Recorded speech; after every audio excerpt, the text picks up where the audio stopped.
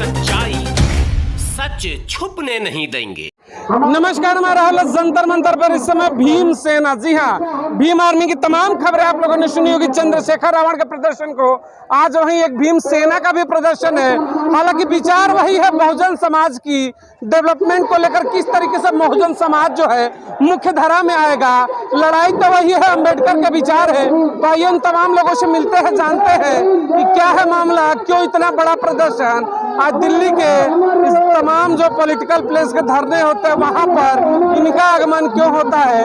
आज दिल्ली में आप सबका बड़ा प्रदर्शन है, क्या प्रमुख मांगे हैं?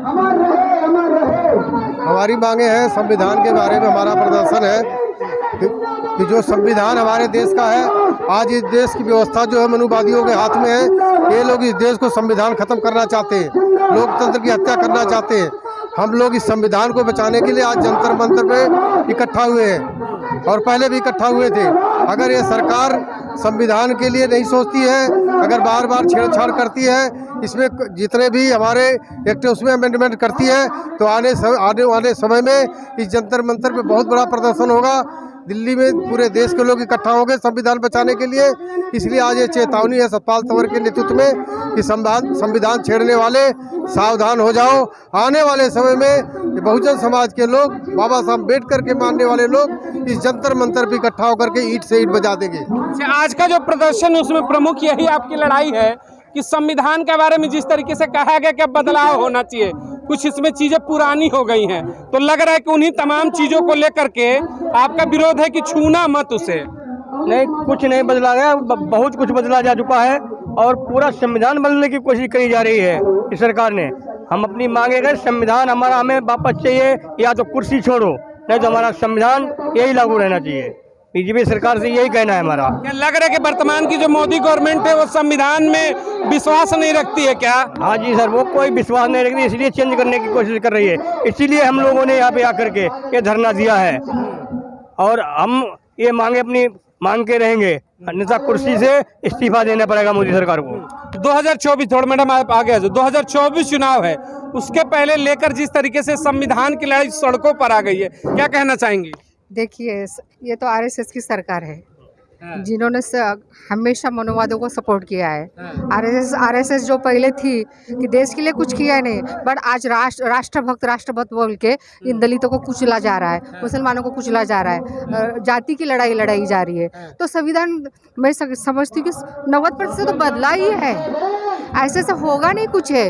हम इकट्ठा होके हर जो संविधान को मानता है उस बंधुओं को साथ में लेके लड़ाई लड़नी चाहिए। रास्ते की लड़ाई है और ये मोदी सरकार को यहाँ तक आवाज़ जाके इधर से निकलनी चाहिए, तब जाके कहीं संविधान की आवाज़ ऊपर जाएगी। अन्यथा फिर ये मोदी सरकार अगर 24 में आएगा तो संविधान तो नहीं, मनुस्मृति आएगी। जो बाबा साहब का सपना था, बाबा साहब का जो ख्वाब था, जातीयता खत्म होनी चाहिए, जिसके लिए पूरा जीवन उन्होंने समर्पित किया, उसका कोई चीज़ मायने नहीं रखेगा। फिर अगर हम चाहते हैं बाबा साहब की लड़ाई आगे जाए, समानता की लड़ाई आगे जाए, तो हमें इकट्ठा होकर आवाज़ बुलंद करनी चाहिए।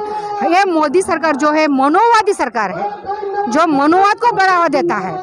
तो ये मनोवाद फिर से जिन्होंने बाबा साहब जो क्रांति की थी मनोवाद को नीचे दबाने की, या मनोवाद के जो विचार है उनको कुचलने की जो ये किया था, तो वो कहाँ होते हुए नजर नहीं आ रहा। अगर 24 में सत्ता में वापसी नहीं होती बहुजन समाज की एक लंबे अंतराल के बाद, तो 24 की जो सत्ता अगर बीजेपी की आ गई, तो जिस मनोवाद के ब्राह्मणवाद की बात कर रही है उसकी स्थापना तो पूरी रूप से हो जाएगी। मनोवाद की स्थापना तो अभी होने को दिख रही है समूह। देखिए, हम यहाँ पे खड़े हैं और हमारा दुश्मन वहाँ पे खड़ा है जो संविधान को तोड़ रहा है। तो हमारा कर्तव्य है संविधान को बचा के इस सामने वाले को कुचलना चाहिए, तो वो होते हुए नजर नहीं आ रहा है। सॉरी टू से, बट मैं एक जय भीम की बेटी हूँ, मैं पहले जय भीम की बेटी हूँ, बाद में सबकी बहन हूँ, पर मैं बहुत दुख से कह रही हूँ मेरे नौजवान भाइयों को कि वो नजर नहीं आ रहा है। मेरे भाइयों, वो नजर क्यों नहीं आ रहा? क्योंकि जो वो लीडर बनते जा रहा है, जो वो गली गली का लीडर बन रहा है, ऐसा नहीं होगा। हमें बाबा साहब को पढ़ना चाहिए, बाबा साहब के जो 4 किताब पढ़नी चाहिए। बाबा साहब का जिक्र किया, उन्होंने कहा संगठित रहिए, संगठित रहेंगे तो लड़ाइयाँ जीतेंगे, लड़ेंगे। सवाल उठता है कि देखिए भीम सेना आपकी जो यहाँ पे प्रदर्शन है, वहीं एक है भीम आर्मी चंद्रशेखर रावण, एक है बहन जी की बसपा। ऐसे तमाम संगठन कब लगभग हजारों से ऊपर दलित समाज के हुक्मरान बनकर राजनीति में है। सब कहते हैं दलितों के हम सबसे बड़े हितैषी हैं। तो समस्या तो यही है कि 85% जो वोट बैंक है उसे खंडित कर दे रहा है यही समाज। तो फिर वापसी कैसे होगी, ये सवाल बन रहा है। कैसे वापसी होगी? वापसी सब एक में हो रहे हैं। कहाँ हो रहे हैं? अलग अलग मंच सज रहे हैं। ऐसा हो रहा है जैसे अलग अलग मंच हैं, लेकिन इनकी विचारधाराएं सबकी एक जैसी है। बिल्कुल विचारधारा, और सभी लोग एक होकर के ही हर लड़ाई को लड़ते हैं। बेशक वो अलग अलग कार्य कर रहे हैं। संविधान में सत्ता के पाने के लिए सिस्टम है कि आप सीटें निकालेंगे, बहुमत हासिल करेंगे। विचार एक हो सकते हैं, लेकिन जब अगर लड़ाई अलग लड़ेंगे, सीटें नहीं निकाल जाएंगे, तो आपके विचार एक होकर भी क्या कर लेंगे? सवाल तो ये है कैसे होगा? एक जाति को लेके आगे नहीं बढ़ सकते हम। हम सब जाति धर्म को आगे लेना पड़ेगा। जिनको जो जो संविधान मानते, समता मानते, न्याय मानते, वो सबको साथ में लेंगे तो एक से नहीं होगा भाई। बहुजन समाज एक नहीं हो सकता। सब बहुजन को समाज को सबको साथ लेना पड़ेगा। 85% को एक होना पड़ेगा। करेक्ट, एग्जैक्टली क्वेश्चन है आपका। 85 से भी ज्यादा जरूरत है कि जो पार्टियां अलग अलग है वो एक हो जाए। हम तो यही कोशिश कर रहे हैं हम लोग कि हम एक हो जाए और संगठित करें। बाबा साहब सपना पूरा करेंगे जहाँ तक रहेगी, जहाँ जान चली जाए हम बाबा साहब का सपना हासिल करके रहेंगे। आपको लगता है कि बहुजन सत्ता वापसी कर पाएगी? 100% सब वापसी करेगी। हमारे बहुजन साहब अभिषेक यादव जी 1400 किलोमीटर की पैदल मार्च करके आ रहे हैं। किस लिए? ताकि हमारे चंद्रशेखर रावण और बहन जी एक साथ मंच पर आ सके। हमारी भीम सेना बसपा का समर्थन करती है, तो हम लोग ऐसा नहीं है कि चंद्रशेखर का समर्थन नहीं करते हैं। हम दोनों को एक साथ लाने के लिए एक पैदल मार्च हमारे बहुजन साहब अभिषेक यादव जी निकाल रहे हैं, जिसके थ्रू हम उन्हें एक मंच पर लाकर रहेंगे। अगर वो ऐसा नहीं मानेंगे तो कुछ भी अंजाम हो, साथ तो आएंगे ही आएंगे, चाहे प्यार से आए या फिर आंदोलन से आए, एक साथ लाकर रहेंगे। बहुजन समाज को जो हमारे माननीय साहब काशीराम ने तैयार किया है, इसे अलग नहीं होने देंगे। हम इस बहुजन समाज को एक करने के लिए अपनी जी जान लगाएंगे। जो हमारे नेता अलग अलग हैं, उनको एक मंच पर लाने के लिए हम हर हाल संघर्ष करेंगे। हम किसी एक देखिए अब वही बात जा करके, अगर बहुजन सत्ता वापसी की ख्वाब है तो एक मंच पर आना होगा, अपनी अपनी महत्वाकांक्षा को त्यागना होगा और अंबेडकर के विचारों के लिए लड़ना होगा। लड़ेंगे, जी जान से लड़ेंगे हम। सारे एक मंच पे एक साथ एक झंडे के नीचे लड़ेंगे। बिल्कुल बाबा साहब के झंडे के नीचे एक साथ लड़ेंगे सब। अब वक्त आ गया, 85% एक होंगे, बिल्कुल होंगे, 100% होंगे। हाँ 100% एक होंगे। लग रहा है कि सत्ता में वापसी हो जाएगी। बिल्कुल होगी, बिल्कुल होगी, 100%। एक मंच एक झंडे पे आएंगे। बिल्कुल आएंगे, बिल्कुल आएंगे। मौका है तो एक नेता मानेंगे। चुनेंगे एक नेता, चुनेंगे हम अपने। तैयार है आप लोग? यस, तैयार है बिल्कुल। या फिर अलग अलग रैलियां ही होंगी? नहीं होगी, अब नहीं होगी। एक होंगे। 85 का नारा है तो 85 एक होंगे। एक होंगे, सारे एक होंगे। एक होंगे। उम्मीद है कि 85 एक होंगे। जिस दिन एक हो जाओगे, जो नारा देते हो मंचों से कि 85-15 का नारा, अब तो खैर 93 और 7 का 3 का नारा हो गया कि 97 और 3, तो समझिएगा जिस दिन 85 हुए एक मंचों पर आपके हाथों में सत्ता होगी, और फिर आप ब्राह्मणवाद की बात कर लो, मनुवाद की बात कर लो, कमरे टूट जाएंगी, उनकी टूटेंगी। बिल्कुल जरूर। बाबा साहब ने कहा था कि 21वीं सदी बहुजनों की होगी, तो 21वीं सदी आ गई है। मौका इस बार नहीं चूकेंगे और 21वीं सदी में नीली क्रांति का आगाज जो हुआ है, उससे हम सारे अपने नेताओं को एक मंच पर लाके रहेंगे।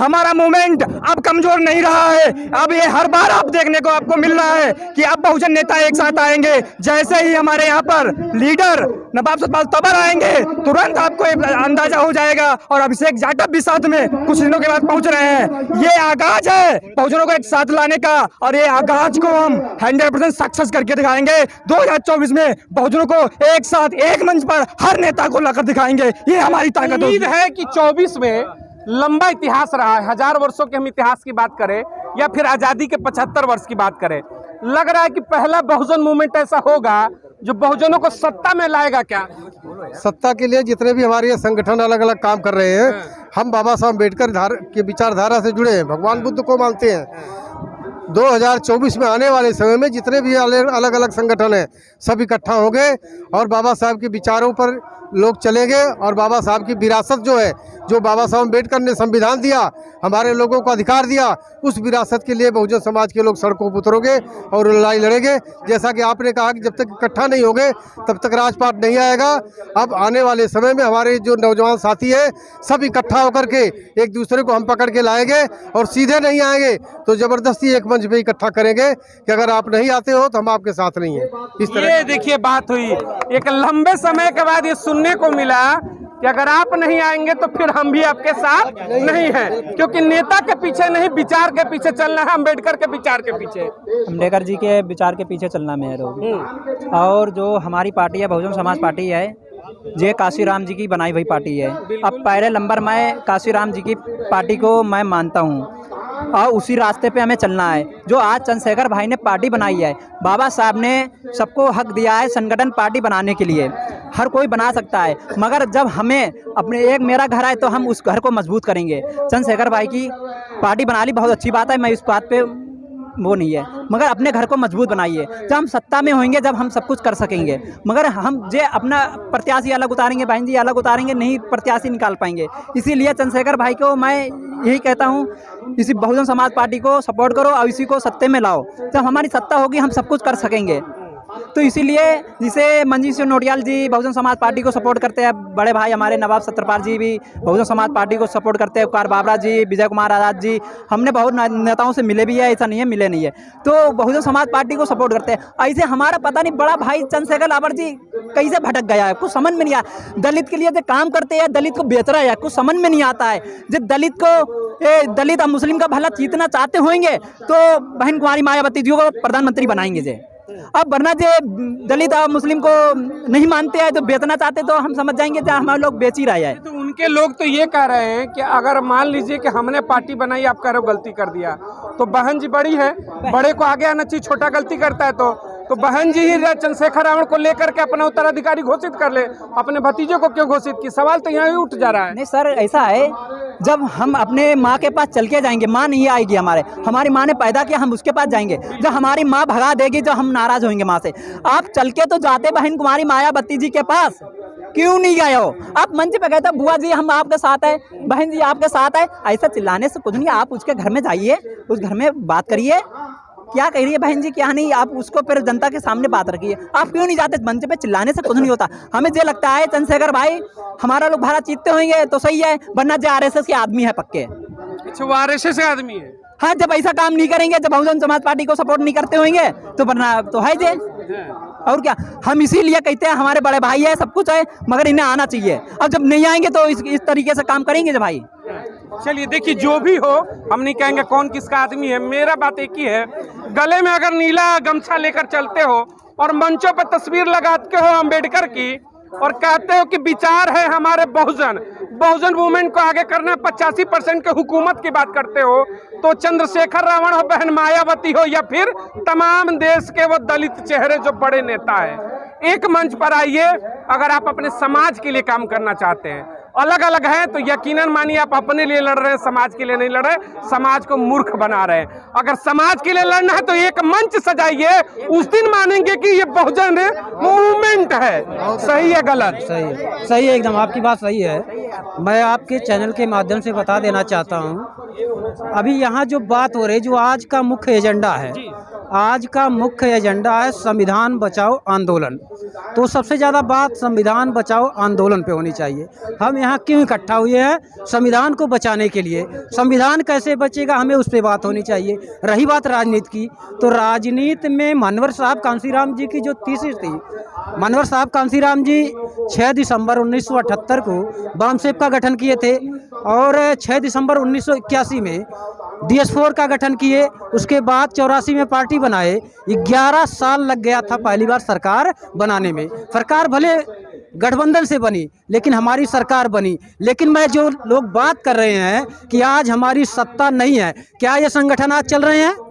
ये संगठन नहीं चल रहे हैं, कहीं ना कहीं से हमारे अंदर भी कमियां आई हैं। तो मैं अपनी निजी राय दे रहा हूं कि चाहे नई पार्टी हो, चाहे पुरानी पार्टी हो, या बहुजन समाज की जितनी भी पार्टियां भारत देश में काम कर रही है, सारी पार्टियों को एक मंच पे आकर के हमें संविधान को बचाने के लिए, मान सम्मान स्वाभिमान को बचाने के लिए, और हम इस देश के हुक्मरान हैं, हुक्मरान थे, लेकिन कुछ चंद गद्दार लोगों की गद्दारी की वजह से हम कहते हैं कि भाजपा को हटाओ। मैं कहता हूं जब तक आप आरएसएस को नहीं हटाओगे तब तक दोबारा वजूद में नहीं आओगे। हमारा सबसे बड़ा दुश्मन अगर कोई है तो आरएसएस है। आरएसएस को हमें खत्म करना होगा, तब जाके हम हुक्मरान बन पाएंगे। चलिए हुक्मरान, देखिए तमाम वो लोग थे जो संविधान बचाने की लड़ाई है जंतर मंतर पर। मैं फिर से एक बार वही कहूंगा, संविधान बचाने की लड़ाई हो या सत्ता में वापसी की लड़ाई हो, जब तक एक नहीं होगे, मुट्ठी बंद नहीं करोगे, मुट्ठी खुली रहेगी तो आपका जो सपना है शायद सपना ही रह जाएगा। तो तमाम लीडरों से एक बार फिर कहूंगा, एक मंच पर आओ। आपके जितने समर्थक हैं, हर समर्थक की सिर्फ और सिर्फ एक विचारधारा है कि बहुजन मूवमेंट के लोग काम करते हैं, उनकी विचारधारा अंबेडकर है। तो अंबेडकर के जो चाहने वाले हैं उनको एक साथ अगर वो रख सकते हैं तो आप भी एक मंच पर आओ। सत्ता यकीनन बदलेगी अगर एक मंच पर आ गए। अपनी भी विचार प्रकट करिएगा कि सत्ता में वापसी बहुजन की कैसे होगी। जय हिंद, जय भारत।